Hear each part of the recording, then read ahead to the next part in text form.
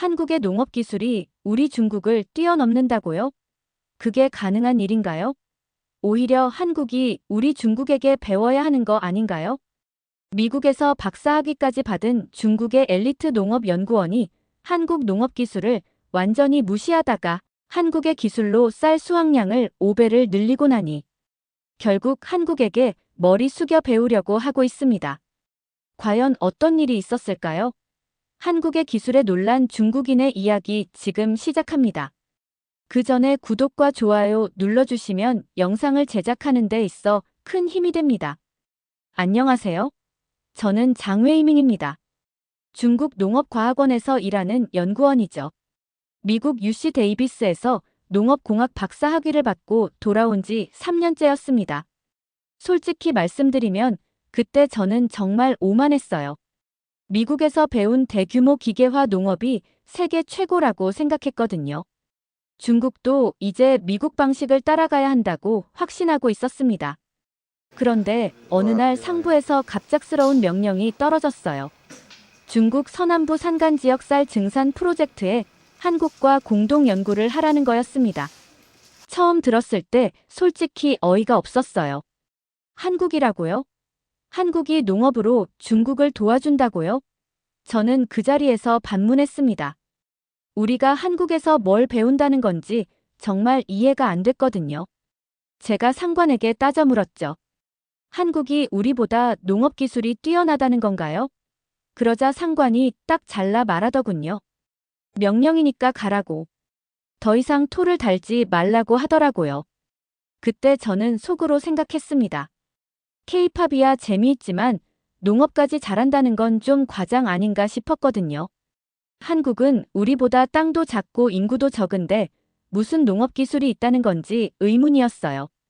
출발 전날 밤, 저는 미국에서 가져온 농업 관련 논문들을 다시 훑어봤습니다. 대규모 농장, 최신 농기계, 유전자 변형 작물, 정밀 농업 기술. 이런 것들이야말로 현대 농업의 정수라고 생각했어요. 한국 같은 작은 나라가 과연 무엇을 가르쳐 줄 수 있을까 하는 의구심만 커졌습니다. 아마 우리가 가서 오히려 한국 사람들에게 미국 기술을 알려줘야 할 것 같다는 생각까지 들었어요. 프로젝트 대상지는 중국 서남부 윈난성의 산간 지역이었습니다. 계단식 논이 끝없이 펼쳐진 곳이었죠. 해발 1800m가 넘는 고지대의 험한 지형이었어요. 솔직히 이런 곳에서는 미국식 대규모 농업이 불가능하다는 걸 알고 있었습니다. 트랙터도 들어가기 힘들고 기계화도 어려운 곳이었거든요. 그래서 더욱 한국 기술에 대한 기대가 없었던 것 같아요. 현지에 도착해서 숙소에 짐을 풀면서도 계속 의문이 들었어요. 과연 한국 사람들이 이 험한 산간 지역의 특성을 제대로 이해할까? 미국에서 평지 농업만 보던 제가 이런 생각을 하니 아이러니했지만 그래도 한국보다는 낫다고 생각했습니다. 적어도 저는 세계 최고 수준의 농업대학에서 공부했으니까요. 그날 밤 현지 관계자들과 간단한 회의를 했는데 한국 전문가가 내일 도착한다고 하더군요. 저는 속으로 생각했죠. 과연 어떤 사람이 올까? 아마 이론만 아는 책상물림이겠지. 한국은 땅이 작아서 실제 대규모 농업 경험이 부족할 텐데. 이런 험한 산간 지역에서 뭘 할 수 있을까? 그런 편견을 가지고 첫날 밤을 보냈습니다. 다음 날 아침 일찍 한국 전문가가 도착했습니다. 김정호라는 이름의 한국농촌진흥청 연구원이었어요. 나이는 저보다 좀 많아 보였고 첫인상은 생각보다 평범해 보였습니다. 정장을 입고 온 것도 아니고 그냥 편한 작업복 차림이었어요. 저는 속으로 생각했죠. 역시 별거 아니구나. 그런데 뭔가 다른 점이 있었어요. 현지 농민들을 만나자마자 중국어로 인사를 건넸거든요. 안녕하세요가 아니라 현지 방언으로 인사를 하더라고요. 저도 깜짝 놀랐지만 농민 할아버지들이 더 놀라는 표정이었어요. 외국인이 자기네 방언으로 인사를 하니까 신기해 하시더라고요. 농민 할아버지와 이야기하는 모습을 보고 더욱 깜짝 놀랐습니다. 단순한 인사가 아니라 전문적인 농업 용어까지 중국어로 구사하더군요. 토양산도, 배수시설, 병충해, 방제 같은 어려운 용어들을 자연스럽게 사용하는 거예요. 저도 미국에서 공부할 때 영어로 고생했는데 김정호는 우리말을 정말 자연스럽게 했어요. 마치 몇 년 동안 중국에서 살았던 사람처럼 말이죠. 더 놀라운 건 그 다음이었습니다. 논을 둘러보더니 바로 이 지역의 문제점을 정확히 짚어내는 거예요. 산간지역 계단식 논의 배수 문제, 토양 산성화, 불규칙한 강수량, 일조량 부족까지. 마치 이 지역에서 몇 년 동안 연구한 사람처럼 정확하게 문제를 진단하더라고요. 저는 미국에서 배운 이론으로 접근하려고 했는데 김정호는 현장에서 바로 문제를 파악하는 거였어요. 제가 의아해서 물어봤죠. 이 지역에 와본 적이 있느냐고. 그런데 김정호가 말하더군요. 처음 와봤다고. 하지만 한국에도 비슷한 산간 지역이 많아서 충분히 이해할 수 있다고 하더라고요. 강원도나 경상북도 산간 지역도 비슷한 조건이라고 설명해 주더군요. 그 순간 저는 조금 당황했어요. 한국에도 이런 험한 지형이 있다는 걸 몰랐거든요. 오후에는 실제 현장 조사를 나갔습니다. 김정호가 흙을 한 움큼 집어 냄새를 맡고 만져보더니 이 토양의 성분까지 대략 맞춰내는 거예요. 철분 함량이 높고 산성이 강하며 유기물이 부족하다고 정확히 진단하더라고요. 나중에 실험실에서 분석해보니 거의 정확했습니다. 어떻게 이런 게 가능한 건지 정말 신기했어요. 저는 미국에서 배운 대로 정밀한 장비로 분석해야 한다고 생각했는데 말이죠. 가장 인상 깊었던 건 김정호의 접근 방식이었어요. 저는 미국에서 배운 대로 첨단 장비와 데이터부터 찾았는데 김정호는 농민들과 직접 대화하면서 그들의 경험을 먼저 들었거든요. 할아버지들이 몇십 년 동안 농사 지으면서 겪은 어려움을 하나하나 메모하더라고요. 언제 가뭄이 오는지, 어떤 해충이 문제인지, 수확량이 왜 떨어지는지 세세하게 물어보더군요. 저녁 식사 자리에서 김정호에게 물어봤습니다. 어떻게 그렇게 현지 상황을 빨리 파악할 수 있냐고. 그때 김정호가 한 말이 지금도 기억에 남아요. 기술은 현지에 맞춰야 한다는 거였죠. 아무리 좋은 기술이라도 현지 농민들이 사용할 수 없으면 소용없다고 하더군요. 농민들의 경험과 전통적인 농법을 먼저 이해해야 새로운 기술을 적용할 수 있다고 설명해 주었어요. 그날 밤 숙소에서 혼자 생각해 봤어요. 미국에서 배운 건 대규모 평지 농업이었는데 여기는 완전히 다른 환경이었거든요.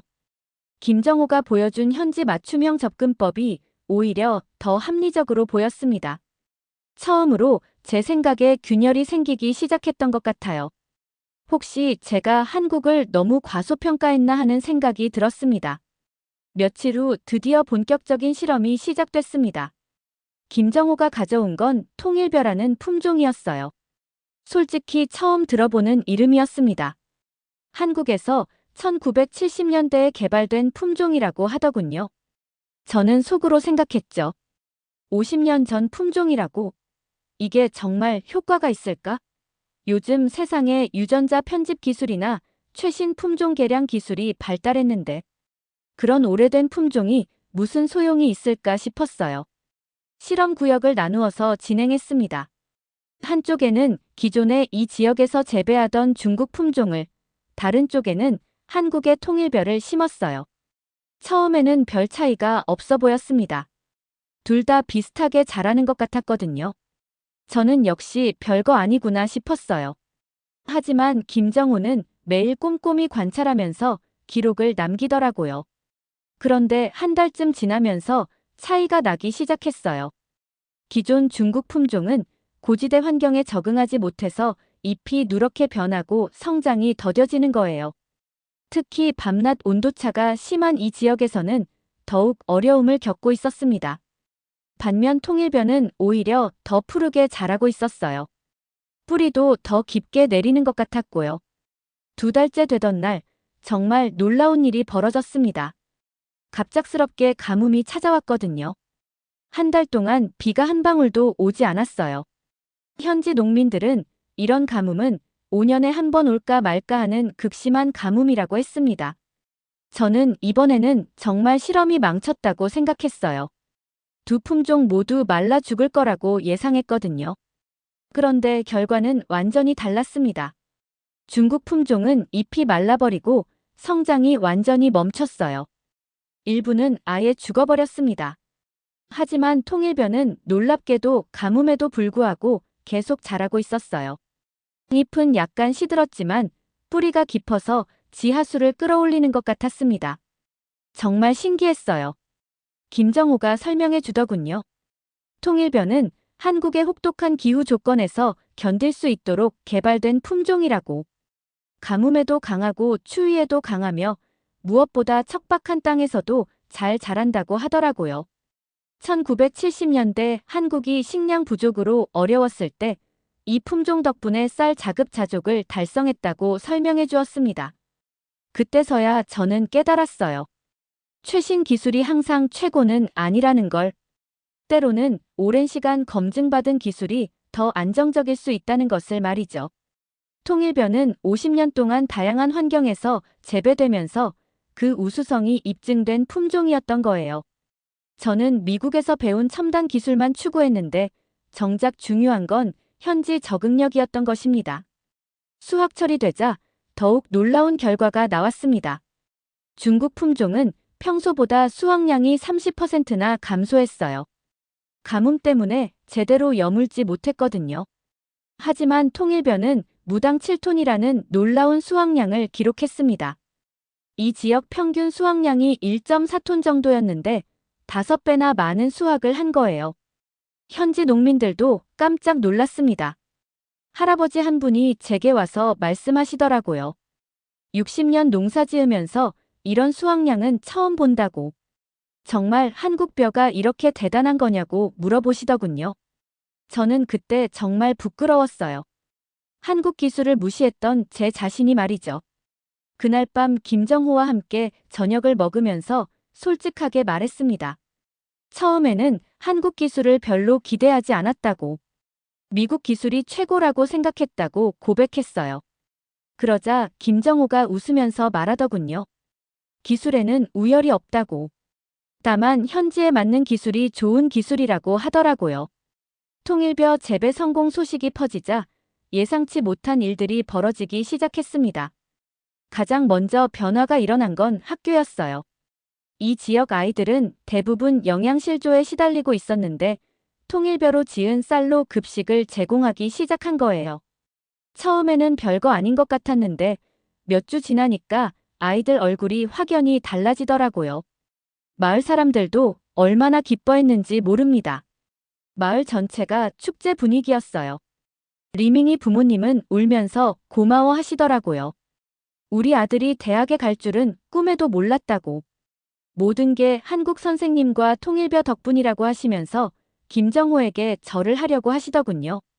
김정호가 깜짝 놀라서 말렸지만요. 그런데 더 놀라운 일이 기다리고 있었어요.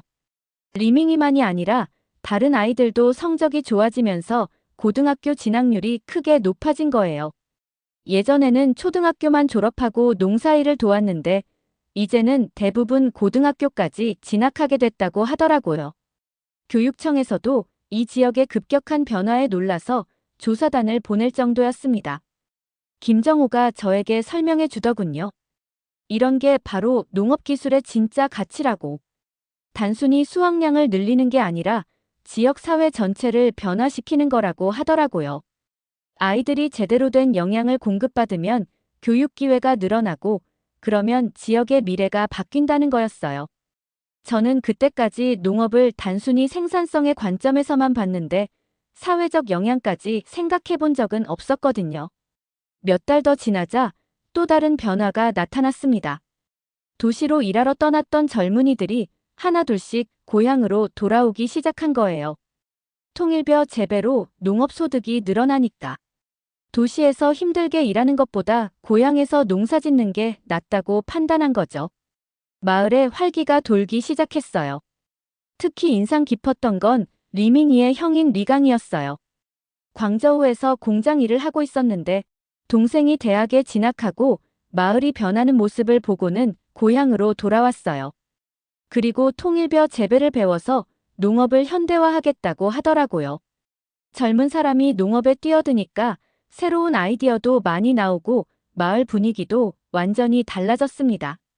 통일벼 재배가 성공하면서 이 지역에는 경제적으로도 큰 변화가 일어났습니다. 가장 눈에 띄는 변화는 농민들의 소득 증가였어요. 기존 품종으로는 일무당 수입이 고작 300위안 정도였는데 통일벼로는 1,500위안까지 올랐거든요. 5배나 증가한 거죠. 농민들 표정이 완전히 달라졌어요. 특히 여성들의 변화가 인상적이었습니다. 예전에는 농사일은 주로 남자들이 담당하고 여성들은 집안일만 했는데 통일벼 재배가 성공하면서 여성들도 적극적으로 농업에 참여하기 시작한 거예요. 더 세심하고 꼼꼼한 관리가 필요한 작업들을 여성들이 맡으면서 오히려 더 좋은 결과를 얻기도 했어요. 왕수하라는 마을 아주머니가 대표적인 예였습니다. 50대 중반의 평범한 농촌 여성이었는데 통일벼 재배법을 누구보다 빨리 익혔어요. 그리고 자신만의 관리법을 개발해서 다른 농민들보다 더 높은 수확량을 달성했거든요. 마을에서 통일벼 재배의 선생님 역할을 하게 된 거죠. 소득이 늘어나면서 생활 수준도 크게 향상됐습니다. 예전에는 텔레비전도 없던 집들이 하나둘씩 가전제품을 구입하기 시작했어요. 그런데 재미있는 건 한국 드라마를 보는 사람들이 늘어난 거였어요. 통일벼를 가져다준 한국에 대한 호감 때문인지 자연스럽게 한국 문화에 관심을 갖게 된 거죠. 처음에는 단순한 호기심이었는데 점점 본격적으로 한국 문화를 배우려는 사람들이 나타났어요. 왕수와 아주머니가 앞장서서 한글 공부를 시작했거든요. 인터넷으로 한국어 기초 강의를 듣더니 정말 열심히 공부하더라고요. 몇 달 만에 간단한 한국어 인사는 할 수 있게 됐어요. 이런 모습을 보면서 저는 정말 신기했어요. 농업 기술 하나가 문화 교류로까지 이어지다니. 김정호가 설명해 주더군요. 이게 바로 소프트 파워라고. 강제로 문화를 전파하는 게 아니라 자연스럽게 관심을 갖게 만드는 거라고 하더라고요. 통일벼 덕분에 생활이 나아지니까 한국에 대한 고마움이 생기고 그래서 한국 문화를 배우고 싶어 하게 된 거라는 거였어요. 몇 달 후에는 마을에서 한국어 교실까지 열렸습니다.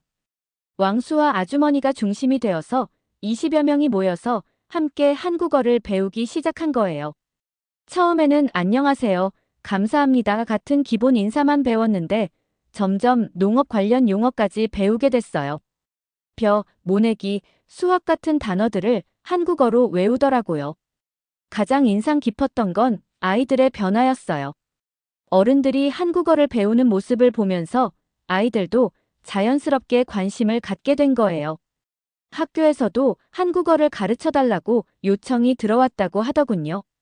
리밍이는 대학에서 제2외국어로 한국어를 선택했다고 했어요. 장래에 한국과 관련된 일을 하고 싶다고 하더라고요.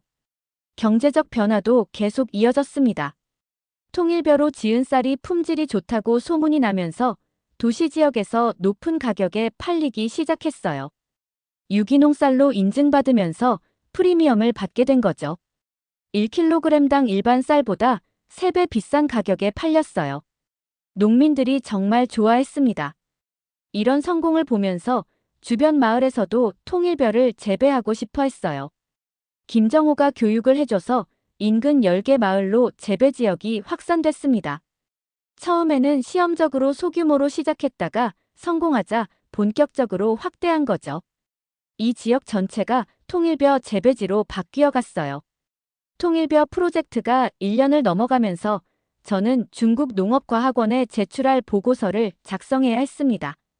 원래 계획이었다면 미국 기술을 중심으로 한 우수 사례를 발굴해서 보고하려고 했어요. 하지만 실제로는 한국 기술이 모든 면에서 월등했거든요. 정말 고민이 많았습니다. 처음에는 그냥 형식적으로 보고서를 작성하려고 했어요. 한국 기술도 나름 효과가 있었다는 정도로만 언급하고 주로 제가 기여한 부분을 강조하려고 했거든요. 그런데 막상 보고서를 쓰려니 양심이 허락하지 않더라고요. 명백한 사실을 왜곡할 수는 없잖아요. 몇 날 며칠을 고민하다가 결국 솔직하게 쓰기로 결심했습니다. 처음에 한국 기술을 얼마나 무시했는지, 그리고 실제로는 얼마나 뛰어난 기술이었는지 있는 그대로 보고하기로 한 거예요. 제 체면이나 자존심보다는 사실이 더 중요하다고 생각했거든요. 보고서 첫 부분에 이렇게 썼어요. 본 연구원은 프로젝트 시작 전 한국 농업 기술에 대해 상당한 편견을 가지고 있었음을 솔직히 고백합니다. 미국에서 배운 대규모 기계화 농업이 최고라고 생각했고, 한국 같은 작은 나라에서 중국이 배울 게 있을까 의심했다고 정직하게 적었어요. 그리고 통일벼의 놀라운 성과를 구체적인 수치와 함께 상세히 기록했습니다. 수확량 5배 증가, 가뭄 저항성, 지역 경제 활성화, 교육 여건 개선까지 모든 데이터를 정확히 제시하면서 이것이 한국 기술의 우수성을 보여주는 명백한 증거라고 명시했어요. 가장 어려웠던 부분은 제 자신의 변화를 서술하는 거였어요. 처음에 오만함과 편견, 그리고 점차 깨달아가는 과정을 솔직하게 써야 했거든요. 특히 김정호의 현지 맞춤형 접근법이 미국식 표준화된 방법보다 훨씬 효과적이었다는 점을 인정하기가 쉽지 않았어요. 하지만 결국 다 썼습니다. 마지막 결론 부분에서는 이렇게 정리했어요. 한국의 농업 기술은 단순히 생산성만 추구하는 것이 아니라 현지 농민들의 삶의 질 향상과 지역사회 발전까지 고려하는 종합적인 접근법이다. 이는 중국이 농업 현대화를 추진하면서 반드시 참고해야 할 모델이라고 결론지었어요. 보고서를 다 쓰고 나서 김정호에게 개인적인 편지도 썼습니다. 공식적인 보고서로는 표현할 수 없는 개인적인 감사의 마음을 전하고 싶었거든요. 편지에서 저는 이렇게 썼어요. 처음에는 선생님을 무시했지만 이제는 진심으로 존경한다고. 농업 기술뿐만 아니라 농민들을 대하는 마음가짐까지 배울 점이 많았다고 고백했습니다. 특히 인상 깊었던 건 김정호의 겸손함이었어요. 자신의 성과를 자랑하지 않고 항상 현지 농민들의 노고를 먼저 인정하더라고요. 성공의 공을 혼자 독차지하지 않고 모든 사람과 나누려는 자세가 정말 인상적이었습니다. 그런 마음가짐도 편지에 담아서 전했어요. 김정호에게 편지를 전하면서 직접 이야기도 나눴습니다. 처음에 자신을 의심스러워했던 걸 안다고 하면서 웃더라고요. 하지만 전혀 기분 나빠하지 않았어요. 오히려 솔직하게 변화를 인정해 주어서 고맙다고 하더군요. 그리고 이런 말을 해주었어요. 기술보다 중요한 건 마음이라고. 농민들을 진심으로 도우려는 마음이 있어야 좋은 기술도 빛을 발할 수 있다고 하더라고요. 보고서를 제출한 후 상부에서 연락이 왔어요. 예상보다 훨씬 좋은 반응이었습니다. 오히려 솔직하고 객관적인 평가라고 칭찬해 주더군요. 그리고 한국과의 농업 협력을 더욱 확대하자는 결정이 내려졌어요. 저의 정직한 보고서가 중국의 농업 정책 변화에도 영향을 미친 거였습니다. 몇 달 후 뜻밖의 기회가 찾아왔습니다. 한국 정부에서 중국 농업 전문가들을 초청해서 한국 농업 현장을 견학하게 해준다는 거였어요. 저도 초청 명단에 포함되어서 생애 처음으로 한국을 방문하게 됐습니다. 정말 설레고 기대됐어요. 그동안 김정호를 통해서만 접했던 한국을 직접 볼 수 있는 기회였거든요. 인천공항에 도착했을 때의 첫인상을 지금도 잊을 수 없어요. 깔끔하고 현대적인 시설들이 정말 인상적이었습니다. 그런데 공항에서 시내로 가는 길에 본 풍경이 더욱 놀라웠어요. 고층 빌딩들 사이사이에 작은 텃밭들이 보이더라고요. 도시와 농업이 이렇게 조화롭게 공존할 수 있다는 게 신기했습니다. 첫 번째 방문지는 국립농업과학원이었어요. 김정호가 근무하는 곳이기도 했죠. 1년 만에 한국에서 김정호를 다시 만나니까 정말 반가웠어요. 김정호가 직접 농업과학원을 안내해주면서 한국 농업 연구의 역사를 설명해 주었습니다. 가장 인상 깊었던 건 통일벼 전시관이었어요. 그동안 중국에서 실험으로만 접했던 통일벼의 개발 과정을 자세히 알 수 있었거든요. 1970년대 한국이 식량 부족으로 어려워했을 때 절실한 필요에 의해 개발된 품종이라는 걸 알게 됐어요. 단순한 기술 개발이 아니라 국가의 생존이 걸린 프로젝트였던 거죠. 그때 정말 감동받았어요. 저희가 중국에서 실험한 통일벼가 그냥 우수한 품종이 아니라 한국 사람들의 간절한 바람과 노력이 담긴 역사적인 유산이었던 거예요. 김정호가 더 자세한 이야기를 들려줬어요. 1970년대 한국의 쌀 자급률은 80%도 안 됐다고 하더군요. 해마다 많은 양의 쌀을 수입해야 했고 그 때문에 외화가 부족해서 경제 발전에도 어려움이 많았다고. 그런 상황에서 통일벼가 개발되면서 쌀 자급자족을 달성할 수 있었다는 거였어요. 더 놀라운 건 통일벼 개발 과정이었어요. 한국과 필리핀의 국제벼 연구소가 협력해서 만든 품종이라고 하더군요. 당시 한국도 농업 기술이 부족해서 다른 나라의 도움을 받았다는 거예요. 그런데 이제는 그 기술을 다른 나라와 나누고 있는 거죠. 정말 의미 깊은 순환이라는 생각이 들었어요.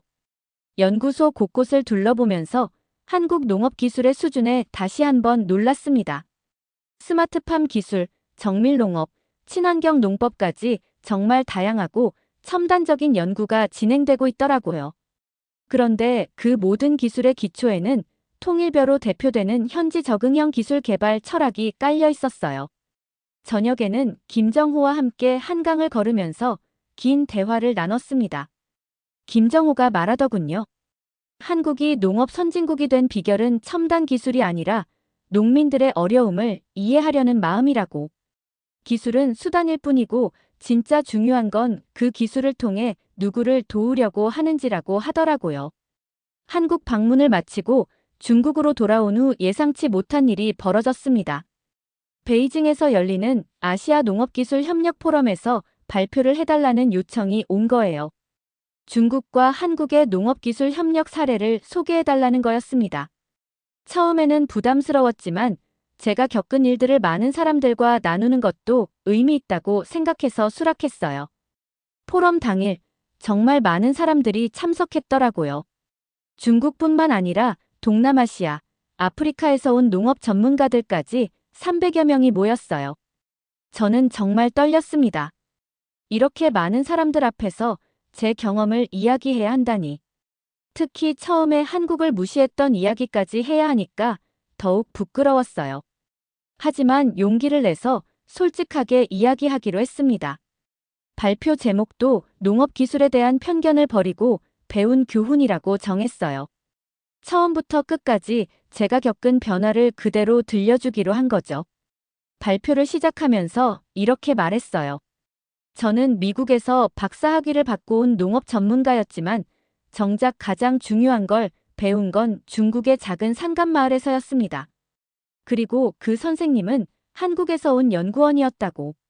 청중들이 관심을 보이는 게 느껴졌어요. 통일벼의 놀라운 성과를 구체적인 수치와 함께 발표했습니다. 수확량 5배 증가, 가뭄 저항성, 지역 경제 활성화까지 모든 데이터를 정확히 제시하면서 이것이 어떻게 가능했는지 설명했어요. 단순히 좋은 품종이라서가 아니라 현지에 맞는 기술을 적용했기 때문이라고 강조했습니다. 가장 중요한 부분은 제 개인적인 변화였어요. 처음에는 미국 기술만이 최고라고 생각했다고 솔직히 고백했습니다. 한국 같은 작은 나라에서 뭘 배우겠냐는 오만한 생각을 가지고 있었다고. 하지만 실제로는 한국에서 더 많은 걸 배웠다고 인정했어요. 특히 김정호의 접근 방식을 자세히 소개했습니다. 첨단 기술보다 현지 농민들의 경험을 먼저 존중하고 그들의 입장에서 문제를 해결하려고 노력했다고. 이런 자세야말로 진정한 농업 전문가가 가져야 할 마음가짐이라고 말했어요. 청중들의 반응이 정말 뜨거웠어요. 발표가 끝나자 박수가 오랫동안 계속됐습니다. 질문도 정말 많이 나왔어요. 어떻게 그런 변화가 가능했는지, 한국 기술의 핵심이 무엇인지, 다른 지역에도 적용할 수 있는지 등등. 저는 제가 알고 있는 모든 걸 성실히 답변했어요. 가장 인상 깊었던 질문은 가나에서 온 농업 전문가가 한 거였어요. 아프리카에서도 한국의 통일별을 재배할 수 있느냐는 거였습니다. 저는 김정호에게 들은 이야기를 해줬어요. 이미 기니에서 성공적으로 재배되고 있고 아프리카 여러 나라로 확산되고 있다고. 한국이 정말 전 세계적으로 농업 기술을 나누고 있다는 걸 그때 실감했어요. 발표 후 여러 나라 전문가들이 개별적으로 찾아와서 더 자세한 이야기를 듣고 싶어 했어요. 특히 동남아시아 국가들에서 한국과의 협력을 원한다는 의견이 많았습니다. 제 발표가 한국 농업 기술의 우수성을 알리는 계기가 된 것 같아서 뿌듯했어요. 포럼이 끝난 후 중국 농업부에서 연락이 왔어요. 한국과의 농업기술 협력을 더욱 확대하기로 결정했다는 거였습니다. 그리고 저에게 동아시아 농업기술 협력 프로젝트의 중국 측 총책임자를 맡아달라고 하더군요. 정말 예상치 못한 제안이었어요. 지금 생각해보면 정말 많은 게 바뀌었어요. 1년 전만 해도 한국을 무시했던 제가 이제는 한국 농업기술의 전도사가 된 거죠. 미국에서 배운 것보다 중국의 작은 산간 마을에서 배운 게 더 많았다는 걸 이제는 자신 있게 말할 수 있어요. 무엇보다 농업에 대한 시각이 완전히 바뀌었습니다. 단순히 생산성만 추구하는 게 아니라 농민들의 삶을 개선하고 지역사회를 발전시키는 것. 이것이야말로 진정한 농업 기술이라는 걸 깨달았어요. 김정호와 통일별을 만나지 않았다면 평생 몰랐을 소중한 교훈이었습니다. 오늘의 이야기 어떠셨나요? 여러분의 생각이나 경험을 댓글에 남겨주세요. 이 영상이 마음에 드셨다면 구독과 좋아요 부탁드릴게요. 다음 영상에서 만나요. 감사합니다.